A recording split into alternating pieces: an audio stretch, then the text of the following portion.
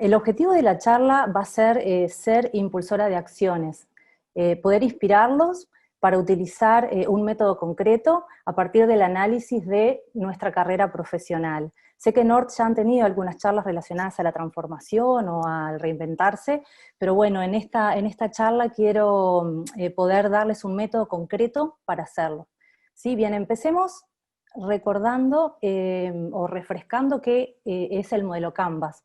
El modelo Canvas fue creado en 2008 por Osterwalder y Pigner. Ellos, bueno, crearon un modelo el cual nos sirve como herramienta para analizar negocios, justamente, para diseñar y analizar y definir nuestro modelo de negocios. Está compuesto por distintos cuadrantes, como ahí vemos en la imagen. Cada uno de esos cuadrantes tiene que ver con un aspecto distinto del negocio, tanto a la interna de la organización como hacia afuera, hacia el entorno. Nosotros, bueno, seguramente quienes hicieron algún MBA o en alguna experiencia capaz que lo utilizaron. Yo sí tuve la oportunidad de utilizarlo varias veces, y la verdad que es un método muy ágil, se puede trabajar en equipo, porque Canva significa lienzo, o sea, imagínense un lienzo, un papelógrafo, algo grande, en el cual podemos ir con post-it entre todos en equipo trabajando en torno a este modelo. Hoy vamos a hablar del Canvas profesional, o sea, vamos a llevar este modelo para poder analizar nuestra carrera, nuestra profesión, nuestra vida profesional. Este es el modelo básicamente que vamos a usar. Como ven, también tiene cuadrantes, son 7. Este modelo lo encontré en este libro. Alejandro Melamed es el autor, es un argentino. El libro se llama Diseña tu cambio, es de 2019.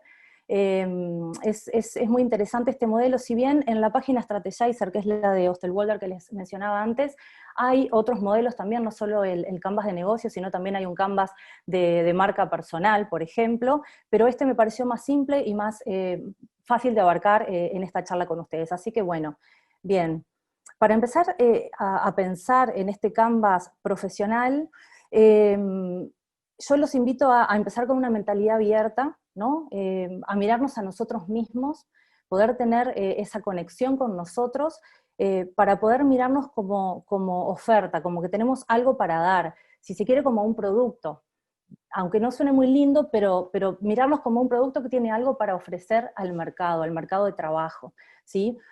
Si bien podemos tener las mismas carreras, las mismas profesiones y hasta experiencias laborales similares, ¿no? Entre nosotros o entre colegas, cada experiencia nuestra es única, y eso nos hace justamente únicos en esa oferta. Entonces empezar a reconocernos, a mirarnos a nosotros mismos, a ver qué es lo que tenemos diferencial para ofrecer, va a ser útil en este análisis. Y eso van a ver que a lo largo de todo el análisis se va a ir viendo, ¿sí? Para empezar, quisiera invitarlos a reconocer la zona de confort. La zona de confort es ese estado en el que estamos, como esas ranitas que están ahí en la foto, que si uno las mira detenidamente, están ahí pasando el rato, están quietas, parecen tranquilas, pero si las miras bien no están cómodas. Eso, para mí, cuando vi la imagen, me definió claramente la zona de confort. Es una zona en la que me conformo con lo que tengo, que pienso, bueno, en realidad podría estar peor, lo que tengo me sirve, hoy me funciona, me es funcional. Es una zona en la que nos conformamos de repente con un trabajo, con el trabajo que tenemos, y cuando digo trabajo, digo todo, digo la tarea, los compañeros, mi objetivo laboral, mi jefe, se incluye todo. Es el más malo conocido que bueno por conocer, ¿no? Ese estado de conformidad. Procrastino también, dilato la toma de decisión, dilato hacer este análisis, dilato armar el currículum, siempre tengo una excusa, dilato ayornar el perfil de LinkedIn, que hoy es tan útil, bueno, hoy y desde hace unos años ya es muy útil. Dilato ese tipo de toma de decisión, el contacto, el hacer, sentarme a pensar. Tengo miedo de cambiar, esa es otra señal. Miro el vaso medio vacío, me paralizo, el miedo nos hace quedarnos quietos, nos hace pensar sobre todo en lo que puedo perder, nos hace mirar para atrás en vez de mirar para adelante, ¿sí? Y lo último, prefiero sobrevivir.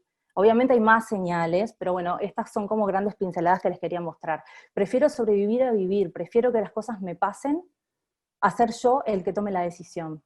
Esto es importante también porque bueno, nos puede poner en una situación como de estar calentando sillas, de estar cómodo. ¿Sí? Tenemos que tomar la iniciativa y a través de este análisis los voy a invitar a poder hacerlo.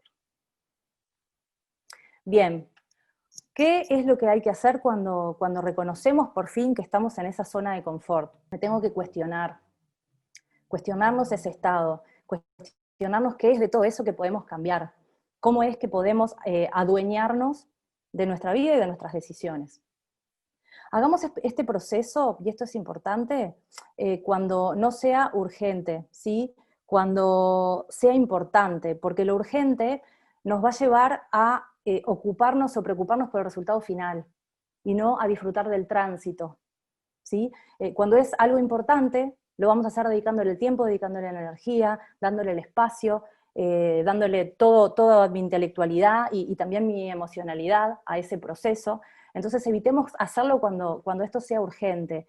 Y hay algunas cosas de la coyuntura que ahora también las vamos a conversar, por supuesto, que puede llevarnos a que esto se haga de forma urgente. Así que yo los invito a empezar a reflexionar sobre esto cuando sea realmente importante. Y vamos a empezar. El primer paso, el primer cuadrante, refiere a la introspección. Introspección que es un autoconocimiento, es un mirarse, ¿no? Es un insight, o el autoconocimiento nos va a poder mostrar insights. Esos insights son como letreros, como frases que nos van a dejar marcado, que nos van a dar como definiciones acerca de nosotros mismos. Y en ese insight,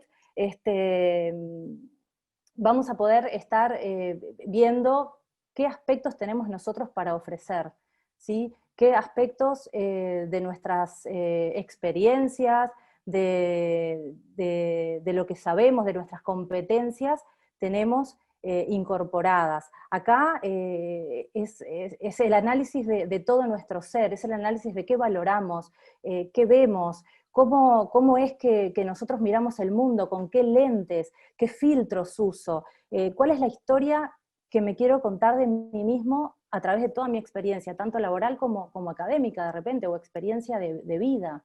¿Qué me hace feliz? ¿Qué no? ¿Qué cosa es lo que me insume mucha energía y qué cosa lo hago simple y puedo estar horas haciéndolo?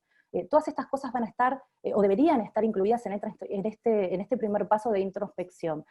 No pienses que este primer paso va a ser y después lo dejamos, sino que van a ver que a lo largo de este proceso vamos a volver a esto y vamos a seguir agregando los post-its o los highlights ahí, ¿sí? Así que no se piensen que va a quedar ahí. Este proceso nos va a llevar a una transformación, ¿no? Que es lo que dijimos al principio. Entonces, para poder hacerlo, y volvemos, lo unimos con la zona de confort, sería como la contracara, no dejes tu futuro en manos de los demás, ¿sí? Parate en un lugar de poder, en un poder sobre la vida que nos permita ser dueños de nuestras decisiones. No esperes estar al límite, esto de la urgencia, no esperes a llegar a ese límite, al agua al cuello, y no poder tomar las decisiones con pienso, con un proceso pensado y analizado, no esperes a que sea urgente. Hacé de los problemas una oportunidad. Esto es muy difícil de ver, a veces se nos dificulta, ¿no? Poder ver esa grieta que nos muestra la luz, porque bueno, estamos hundidos en los problemas y es difícil poder ver el lado positivo o la oportunidad que nos puede mostrar. En mi experiencia en CPA, como Jime decía, yo trabajé 7 años allí, en el área, sobre todo, encargada del servicio de selección, y la verdad que tuve oportunidad de entrevistar a muchos gerentes, muchos mandos medios, que de repente estaban buscando en ese momento un cambio laboral, y la verdad que lo que pude ver claramente esto de ver a una persona metida dentro de un problema, o de algo que le parece un callejón sin salida, y que en realidad una mirada de afuera a veces ayuda a que vean diferentes las situaciones. Concretamente, de repente sobre la empleabilidad, ¿no? Una persona que tiene determinado perfil y no puede ver que la experiencia transitada también le permite poder aplicar o poder postular otro tipo de posiciones, porque a veces uno está como encapsulado en lo que uno hace, en lo que uno ejerce, digamos, ¿no? como trabajo, pero una mirada de afuera, o alguien o nosotros mismos, o una mirada de afuera, nos puede hacer ver esa grieta y esa mirada distinta de nosotros. Por último, sé valiente, animate.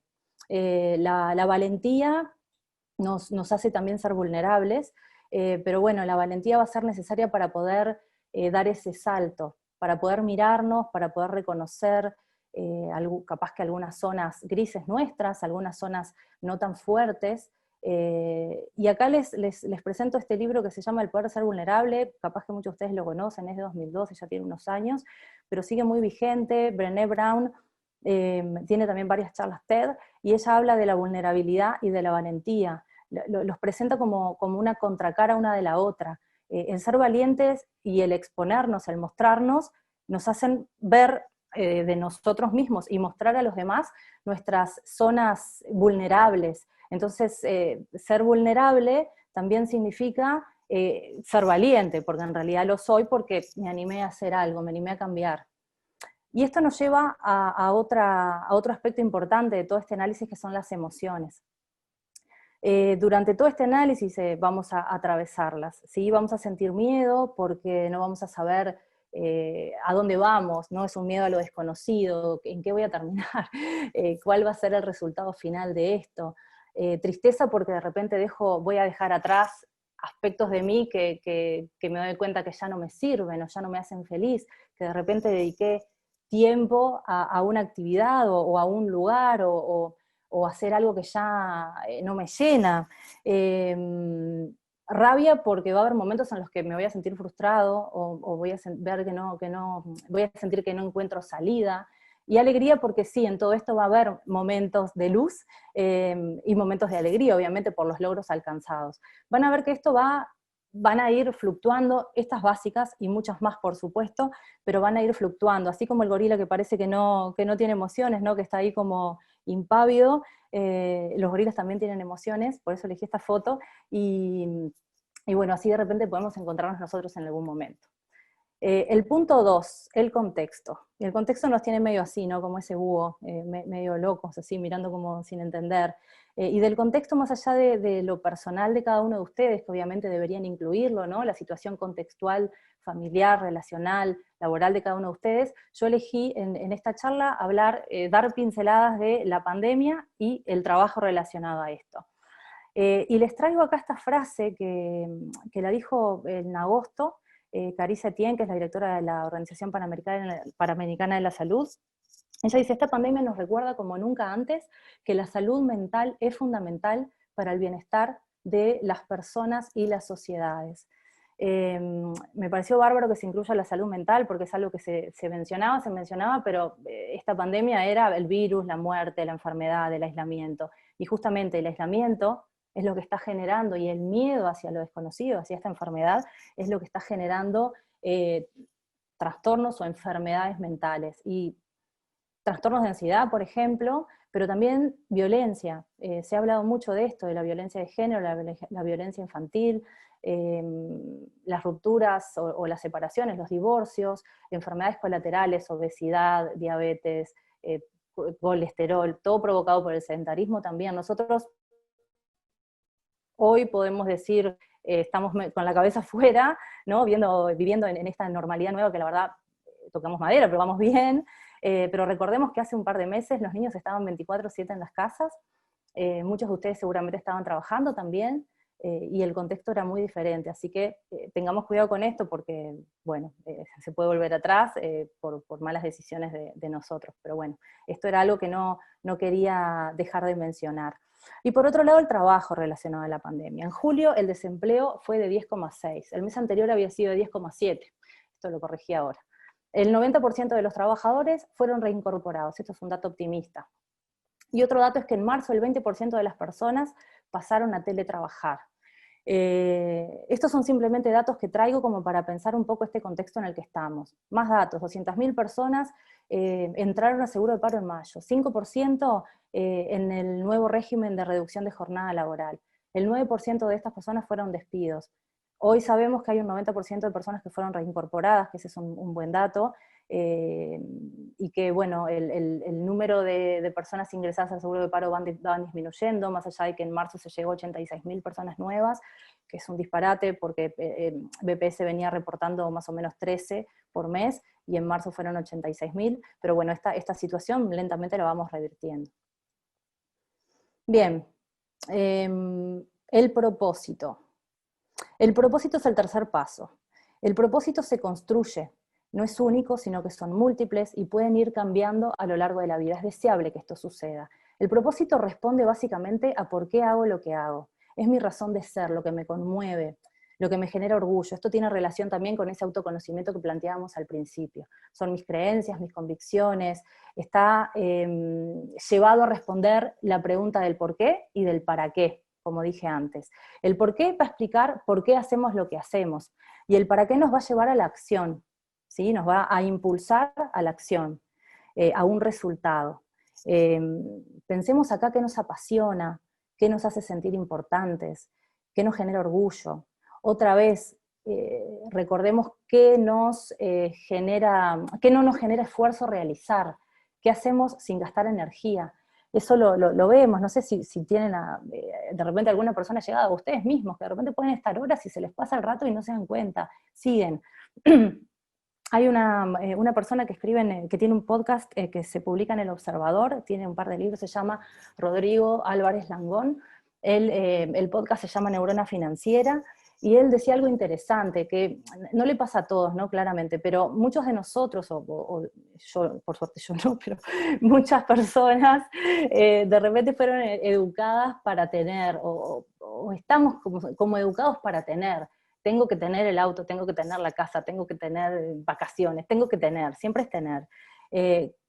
Entonces, a través de ese tener, que de repente implicaría ir cambiando de trabajo, ¿no? Por ejemplo, para poder ir ganando más, ese tener, porque significa tener trabajo, ir cambiando, se transforma en tu ser, porque es lo que sos, es lo que haces. Y ese ser, de repente al final, después de tener, ya no nos llena, no nos hace feliz. Entonces nos encontramos de repente con que tuvimos, hicimos, trabajamos para tener eso, y somos algo que no queremos. Entonces hay que revisar todo para atrás. Él lo que dice es que debería ser al revés. Me pareció muy interesante este planteo y también se vincula al propósito. Primero hay que encontrar el ser, hay que ver ese propósito, hay que ver qué es lo que queremos, por qué, para después hacer eso, y después el tener va a venir solo. ¿Tá? A mí esto me parece muy interesante, ese planteo es muy simple y está vinculado directamente al trabajo, ¿no? A nuestra experiencia laboral. Por eso ahora es importante, o me parecía a mí importante presentarles este tema relacionado al futuro del trabajo. Ahí les puse entre paréntesis presente, porque la verdad que la pandemia ha venido acelerando procesos de los cuales se viene hablando ya hace mucho tiempo, y algunos procesos se aceleraron en semanas, en días, ¿no? Depende un poco de la situación laboral de cada uno, pero es real que los procesos cambiaron, el teletrabajo como mencionábamos antes, y otro tipo de cosas también han cambiado rápidamente. Este libro es de 2018, Andrés Oppenheimer es un periodista, trabaja en la CNN, él tiene varios libros, son muy interesantes, son de fácil lectura y bien actuales, porque justamente su libro es como recopilación de entrevistas, y este libro se llama Sálvese quien pueda, y habla justamente de esto, del futuro del trabajo, de distintos empleos que han sido o están siendo reemplazados por robots, por inteligencia artificial. Esto es real, es hoy. En el libro cuenta, no sé, el caso de recepcionistas de hoteles. Bueno, hoy lo vemos nosotros acá en los tótems esos que hay en seguridad en los edificios. Hay una persona detrás, pero es una sola persona que cubre muchos edificios. O sea, hay diferentes posiciones que están desapareciendo o siendo sustituidas por tecnología. También está la mirada optimista de esto, que refiere a las posiciones nuevas que van a ir surgiendo. Él, de hecho, en el libro cuenta el caso de, por ejemplo, el New York Times, que tiene, a raíz de el diario que no sale más impreso, sino que ahora es web, generó un montón de posiciones nuevas o de cargos nuevos para ser cubiertos relacionados de repente al análisis de datos, porque justamente cuando algo es online permite analizar datos de lectura, tiempo de lectura, artículos seleccionados, entonces todo eso se relaciona a ese tipo de carreras.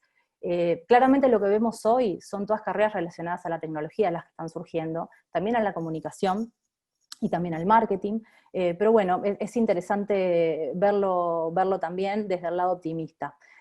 Este es un print screen de un sitio que se llama Will Robots Take My Job? Clarísimo. ¿Se llevarán los robots mi trabajo? Yo acá lo que hice fue poner en el buscador gerente de recursos humanos y me dio este resultado. Así que mis colegas de recursos humanos estén contentos porque tenemos un 0,6% de posibilidad de ser reemplazados por robots, ¿sí?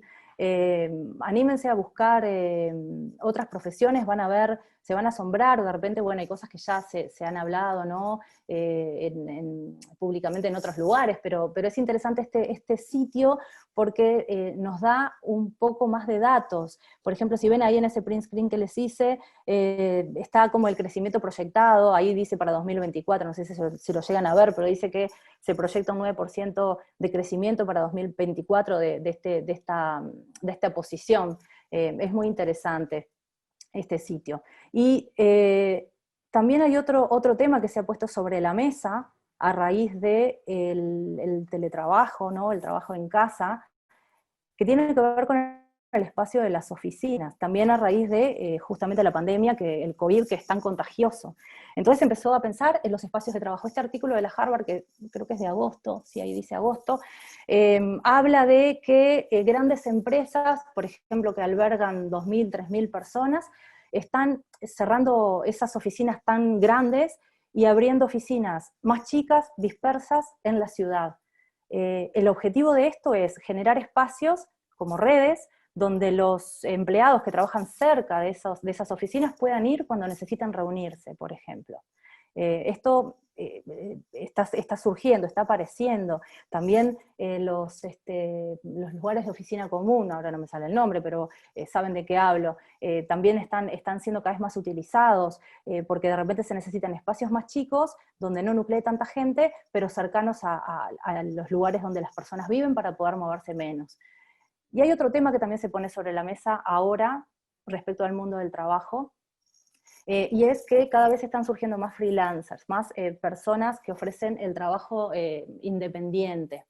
Y esto nos hace cuestionarnos acerca de el aislamiento, ¿no? de una persona trabajando sola. Seguramente les pasó si tuvieron la oportunidad de trabajar en su casa, o capaz que siguen, del aislamiento que uno siente cuando está solo trabajando, ¿no? Sin poder tener otras personas con las que interactuar.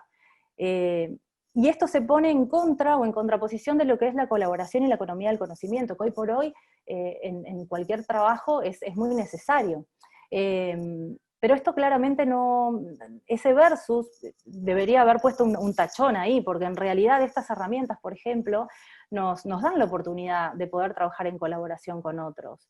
Hay herramientas que se están cada vez mejorando cada vez más. De hecho, bueno, Zoom tuvo un crecimiento exponencial de usos justamente por la pandemia, y tenemos herramientas, tenemos maneras, tenemos oficinas que se están haciendo más cerca de nuestras casas para que podamos usarlas. O sea, esto en realidad se puede presentar como algo que está en contraposición una cosa de la otra, pero en realidad no es así. Este libro se llama El futuro es más rápido de lo que piensas. No lo leí, salió ahora, ya lo tengo en Kindle ahí para leer. Es de Peter Diamandis y Steven Kotler. Diamandis es un emprendedor, es una persona muy relacionada al mundo de la tecnología y de los avances. Es el fundador, uno de los fundadores de Singularity University, que es es una universidad también virtual que justamente habla de estos temas, del futuro, de la tecnología y de todos los avances que estamos teniendo. Voy a ver la hora, a ver cómo estamos. Bien. Esto de los freelancers también nos pone a nosotros en recursos humanos un tema fundamental a pensar, que es el tema de la cultura del trabajo. ¿Dónde queda la cultura del trabajo? ¿Cómo la construimos? Escuchaba este lunes en la radio que algunas empresas financieras de Wall Street estaban pensando o estaban pidiendo a sus funcionarios volver a la oficina. Volver a la oficina. Y sí, porque no todas las posiciones, no todos los roles se desempeñan de igual forma de manera aislada. Uno necesita la retroalimentación de los compañeros, ¿no? De trabajo. Esa energía que se genera estando en un mismo espacio, en un lugar. Por eso me pregunto, nosotros en recursos humanos, quienes estamos en recursos humanos, ¿cómo vamos a hacer para seguir generando la cultura del trabajo en un mundo en el que cada vez más personas van a ser contratadas como freelance? Hoy es común de repente diseño, ¿no? Diseño gráfico, ¿no? Es muy común, desarrollo de tecnología, pero si nos ponemos a pensar, hay muchas empresas que se contratan en modalidad consultor, ¿no? En modalidad freelance, pero la idea es que esto vaya a ser cada vez más permanente dentro de la organización. Es un cambio que vamos a ver en pocos años, y seguramente muchas personas de las nuevas generaciones no sepan qué es trabajar en nómina de repente de una empresa. Este es otro print screen, Do We Really Need the Office, ¿no? Siguiendo con el tema de la oficina. También es otro artículo más que salió en la Harvard, este salió antes todavía, pero también me parecía importante ponerlo, porque para que vean que no es un tema de solo un día charlado, sino que hay varias publicaciones al respecto. Otro tema es cómo tenemos que ser nosotros como perfiles para el mercado laboral, ¿no? En todo esto que vimos recién, en este mundo VUCA, volátil, incierto, impredecible, ambiguo, complejo. ¿Cómo tenemos que ser? Y bueno, este autor, Andrés Atum, en el libro Carreras Extraordinarias para Gente Común, es un argentino, este libro es de 2019, plantea que tenemos que ser densos pero líquidos. La densidad hace a la profundidad, hace a la especialización, tiene que ver con eso, con que el perfil laboral requerido del futuro, ya de hoy, ¿no? Valorado, tiene que ser denso, tiene que especializarse. O sea, no alcanza con ser generalista. El perfil generalista está siendo cada vez menos valorado. Valorado concretamente con el sueldo, ¿no? Cuanto más especialización tenemos, más pago recibimos. Pero a la vez tenemos que ser líquidos. Y este es el desafío. La liquidez hace a ser maleables, a ser flexibles, que es una de las competencias muy valoradas en el mercado laboral ahora. Y el desafío va a ser ese justamente, ser densos pero líquidos. Los perfiles líquidos, imagínense por ejemplo un vendedor de una tienda, claramente es un perfil líquido, porque puede ser vendedor, puede hacer ese trabajo en muchísimos lugares diferentes. Un perfil denso va a ser un especialista, por ejemplo, bueno, un ingeniero especializado en astrofísica, no sé, algo así. Pero el desafío hoy, por ejemplo, un ingeniero especializado en robótica, ¿no? Para ir a algo bien concreto, es muy denso porque sabe mucho de algo, pero a la vez es líquido. Es líquido porque se puede mover en eso que hace en diferentes tipos de industrias. Una persona que es especialista en recursos humanos, en gestión del cambio, por ejemplo, o en selección de personal, está especializado en algo, pero también es líquido porque se puede mover en diferentes sectores de actividad. ¿Sí? ¿Vamos bien? Cualquier cosa ustedes me interrumpen, ¿sí? Otro tema importante que quiero mencionar, y está relacionado a todo esto también, es la longevidad. Ahí les puse una ballena, la ballena es de los animales más longevos. La longevidad es algo que también se está hablando. Hoy cada vez vivimos más años. Los longevos se caracterizan por ser adaptables, optimistas y tener buen humor. Creo que dice buen humor, tengo la cámara ahí arriba. Sí. Tienen un propósito. Esto va unido con lo que venimos hablando del propósito, el por qué y el para qué. Seguir avanzando, llegar a la edad madura con un propósito, con un porqué, que parta de mí, no que esté puesto afuera, que parta de mí, también nos ayuda a poder ser longevos. ¿Sí? Hay un libro, se llama La vida de 100 años, que es de Linda Grayton y Andrew Scott, es de 2017. Este es un libro que la verdad que en otros que he leído lo citan, es un libro interesante para leer, la verdad, menciona varias cosas relacionadas a esto, menciona, por ejemplo, como importante que las personas tenemos activos tangibles y activos intangibles. Los activos tangibles son, por ejemplo, el patrimonio material, lo que tenemos, y la biología, nuestro cuerpo, con qué hacemos, ¿no? En nuestra herramienta, el cuerpo. Y los intangibles, que son los más importantes, ¿no? Desde mi óptica, son por ejemplo, el primero es los productivos, que tienen que ver con las competencias, las habilidades, lo que sabemos hacer. Los vitales, que es, por ejemplo, nuestra salud, nuestras redes, no salud en cuanto a biología, sino la salud que podemos mejorar o no. Las redes sociales, las redes sociales no de tecnología, sino redes, nuestras redes de socialización. Y los activos transformacionales. Los transformacionales tienen que ver con la transformación, justamente son los que van a hacer que esta vida longeva se sostenga, porque son los que van a hacer que nos podamos transformar justamente, o podamos ir cambiando a lo largo de nuestra vida y adaptándonos. Tiene que ver con eso que sabemos hacer, pero también tiene que ver con los aprendizajes que tenemos en la vida. El nivel educativo es un buen ejemplo de esto. Nuestro nivel educativo, todo lo que podamos generar o ir aprendiendo a lo largo de nuestra vida, va a tener que ver con este activo transformacional. Se habla también, desde que tengo uso de razón, básicamente, de la crisis de la mediana edad, ¿no? Lo hemos escuchado, la crisis de los 40. Hoy ya creo que es la crisis de los 50, ¿no? Porque con esto de la longevidad todo se está estirando. Linda Grayton y Scott hablan de que la vida ya no va a ser más en 3 etapas, ya no es más en 3 etapas, ya hay más etapas. Y esas etapas varían una a la otra, de repente no por la edad, sino por otras cosas. Hay otras definiciones que nos hacen estar en una etapa o en la otra. Es interesante de ver esto, de imaginarnos. Y esa crisis de los 40 también se habla de que el crecimiento profesional es como una U invertida, ¿no? En la meseta, o antes de llegar a la meseta, es nuestro momento de mayor aprendizaje, crecimiento y aporte a nivel profesional. Después se llega a una meseta, que es donde, bueno, yo capaz ya no aprendo más, pero sigo haciendo lo que sé hacer y lo que sé hacer bien, y después se empieza a bajar, pero no es que se empieza a bajar porque uno va retrocediendo de cargos, sino porque uno siente que no aporta más. Y esto lo uno también con la experiencia mía anterior en CPA, donde las entrevistas esas que yo les contaba que mantenía, había personas que de repente en este entorno de edad venían con un planteo de quiero un cambio laboral porque ya siento que no aporto. Ya siento que no aporto. Y esto pasa, esto sucede. Y repensarse y poder ayudar a una persona que viene con un planteo así, está bueno porque uno de repente teniendo la mirada del mercado, ¿no? La mirada del otro lado, la contracara, puede aportar valor en eso. Entonces está bueno cuando nos suceda esto buscar a alguien referente, a alguien en quien tengan confianza o que sepa del tema para poder charlarlo.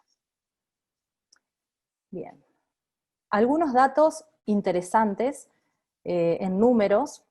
Esto lo extraje de este libro de Rodolfo Saldain, que salió ahora en marzo, La Era de los Nuevos Viejos, y dice, en Uruguay la edad media es de 35 años, los mayores de 65 son el 15%, mientras se proyecta que para el 2050 sean el 25%. Habrá menos de 3 personas en edad de trabajar por cada persona mayor a 65. ¿Cómo se va a sostener el sistema jubilatorio? Este es el planteo principal de este libro, ¿no? Repensar esas cosas también. La tendencia mundial dice que las personas de más de 85 años para el 2025 va a ser el 2,1%, cuando en 2005 eran 1,4%. Son números que así de repente no dicen mucho, pero si nos podemos analizar realmente qué cantidad de personas refiere estos porcentajes, es muchísimo. Que podamos disfrutar de la edad madura depende de la calidad de vida de los años ganados, la capacidad de reinventarse, esto que hablábamos antes, para la vida de 100 años, y de la seguridad económica. Estas 3 cosas tienen que ver con esto de mantenerse activos y mantenerse con un propósito en la longevidad. Y acá les traigo como ejemplo esta serie, es una serie de Netflix, Recursos Inhumanos. El actor principal es Eric Cantona. Eric Cantona es un futbolista francés de los 90, hoy se transformó en actor, o sea, es un claro ejemplo de transformación, lo hace muy bien además, y la serie tiene que ver con una persona que queda desempleada en el entorno de los 50, trabajaba como jefe de recursos humanos, y bueno, y todas las peripecias que pasa para poder lograr una reinserción laboral. La verdad la serie la recomiendo, está buena, más allá de que sirve como ejemplo para esto, está muy buena. Y otra cosa que quería mostrarles es que hace un par de semanas veía esta noticia de una persona que a los 46 años se transformó en youtuber y recorre el mundo. Tiene un canal en el cual cuenta tips de los lugares que visita. Es interesante esto de ver, ¿no? Porque bueno, son cambios que las personas hacen y que es real. Bien, el punto 4 es el target. El target es el objetivo sobre el que vamos a enfocar nuestros esfuerzos, ¿sí? Tenemos que comprometernos con ese objetivo. Por eso tiene que ser algo que nos enamore. básicamente. Cuando nos comprometemos con algo, o queremos compromiso con algo, nos tiene que enamorar, nos tiene que llenar, nos tiene que convencer. Ese target puede ser un sector de actividad, un cargo, un cliente específico, que si trabajamos en forma independiente queramos ganar. Tiene que ser un objetivo bien claro para nosotros, ¿no? Y que represente, que valga la pena para nosotros esforzarnos, ¿sí? Significa conocer en profundidad a quién va a ir dirigido nuestro esfuerzo y nuestro propósito. Esto va a implicar investigar, mirar en profundidad justamente, ¿no? Hacer un doble clic, empatizar, ponernos en lugar de ese que va a ser el receptor de nuestro servicio, o de nosotros como producto. Va a ser el receptor de nuestros días, de nuestras horas, de nuestra energía. Entonces tenemos que ponernos en el lugar de ese objetivo. Esto nos va a ayudar también a ver qué necesita ese objetivo, qué le podemos ofrecer, conocerlo. Esto es importante, hay que afinar esto, está bueno ver bien quiénes están, o sea, de repente, como yo les decía antes, es un puesto de trabajo, pero ¿qué características va a tener? ¿En qué tipo de empresa? Sigamos profundizando en conocer el target, que es a quién va a ir dirigido todo nuestro esfuerzo. El punto 5 es la propuesta de valor. Esto es muy importante. La propuesta de valor es la promesa de lo que voy a dar. ¿Sí? Es nuestra promesa. Siguiendo con el planteo de transformación que veníamos, en que se propone un cambio, se supone que nuestra propuesta de valor debería ser distinta a lo que estoy proponiendo, pero no un cambio radical. Si hablamos de una transformación, no de un cambio radical. Siempre partimos de algo que conocemos.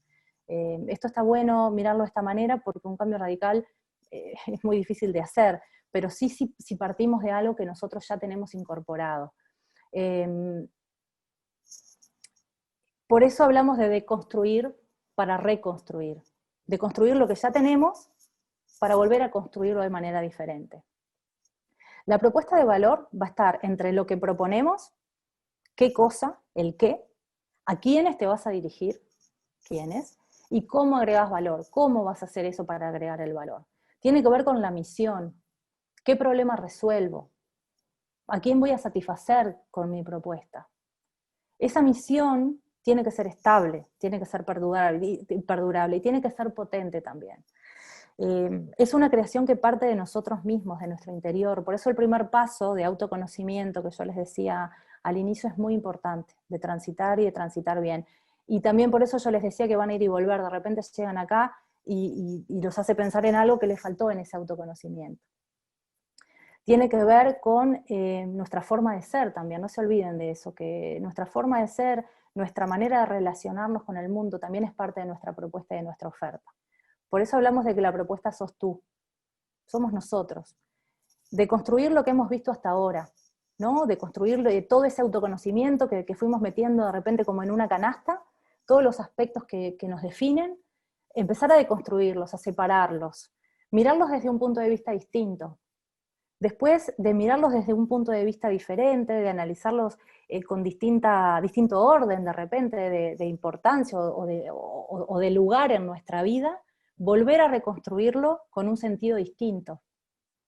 Y por último, elaborar ese nuevo diseño. Esto lo extraje del libro de Ayse Bircel que me recomendó Jimena. Viste, Jimena, lo leí, está muy bueno. Es un libro corto. Ayse Bircel es una diseñadora industrial y propone esto, Design the life you love.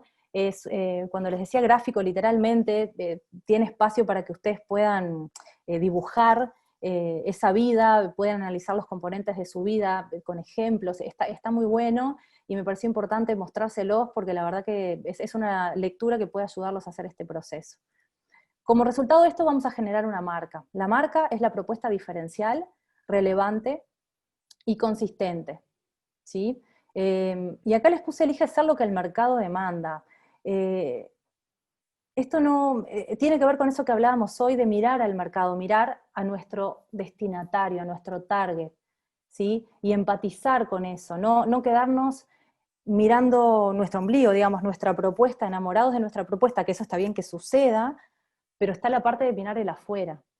Les recomiendo para la marca hacer un plan de acción, que tenga objetivo, que tenga una visión y una misión, como dijimos antes. ¿Bien? Cuanto más específica sea tu propuesta, es más probable que no resulte. Esto puede parecer contradictorio y puede parecer que tira abajo todo lo que sabemos de los principios de marketing o básicos, ¿no? Pero lo que tiene que ver esto, en realidad, es que es mejor construir una marca paraguas, una marca que abarque, que nos defina, pero que abarque varias cosas, porque eso nos va a permitir pivotar, nos va a permitir cambiar dentro de ese paraguas para adaptarnos, ¿sí?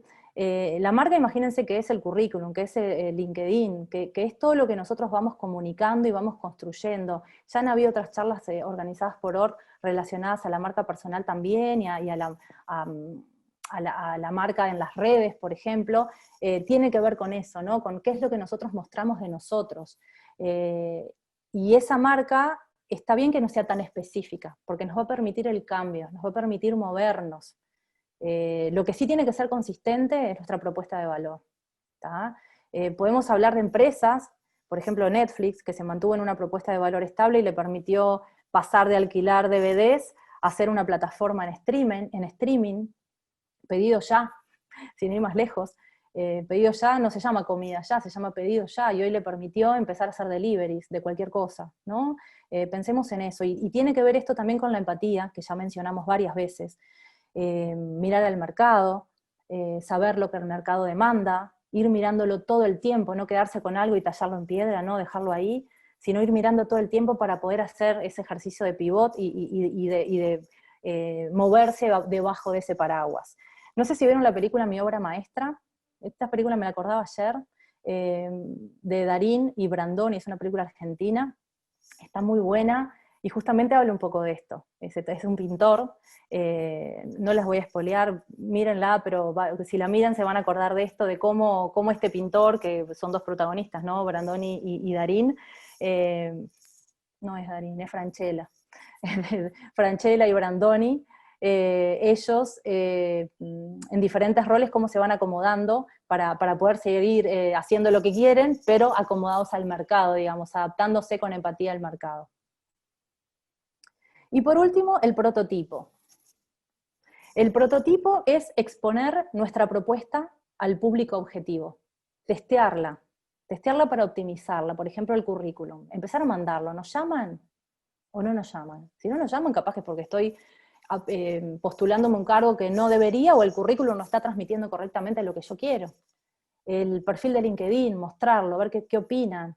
Significa exponerse, significa enfrentarse a nuestros miedos, ¿no? A la vulnerabilidad, esa que hablaba antes, a la vergüenza, al cambio, a la transformación, ¿sí? El miedo a no tener éxito, a que otro nos mire y nos critique en el buen sentido.